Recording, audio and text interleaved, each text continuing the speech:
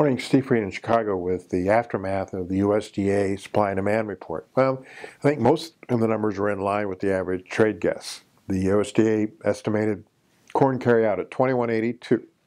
That compares to 2127, and the average guess was 2189. They lowered feed usage by about 50 million bushels. Soybeans, a little bit of a surprise, 550 versus the average guess of 574, and they were 555. So they raised the crush, and that kind of offset a little bit lower residual and seed number.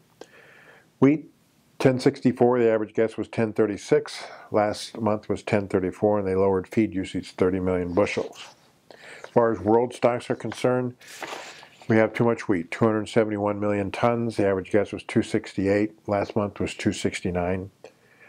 About 198 million tons of corn. Average guess was 197. Last month was 199. And they dropped the bean carryout close to 91 million tons. The average guess was 93. And last month was 94.4. They dropped the Argentine corn crop to 33 from 36. The average guess was 33.7. And in beans, they dropped the bean crop to 40. The average guess was 42.7. Last month was 47. And in corn, they put the Brazil corn crop at 92 versus an average guess of 92.7, and last month 94.5. And they raised the Brazilian soybean crop to 115. The average guess was 115, and last month was 113. So here in the United States, they also raised the meal exports, and they also lowered the biodiesel demand for soybean oil by 200 million pounds. So when we look at the broad markets, things that are China sensitive are all up.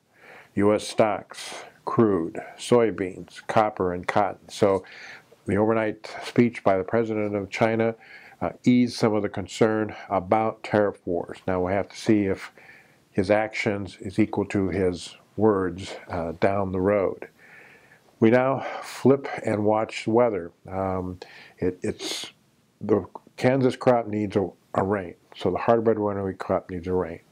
The U.S. Midwest needs to dry out so we can get the corn and spring wheat planted. And then also we have to kind of figure out if global meal supply is tight because of this drop in the Argentina crop, what does that mean to all the different buyers of meal?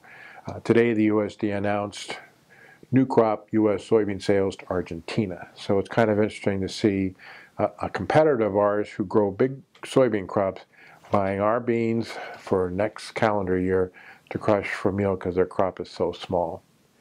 As always, these are my thoughts and not those of ADM or ADM Investor Services, and have a safe and profitable trading day.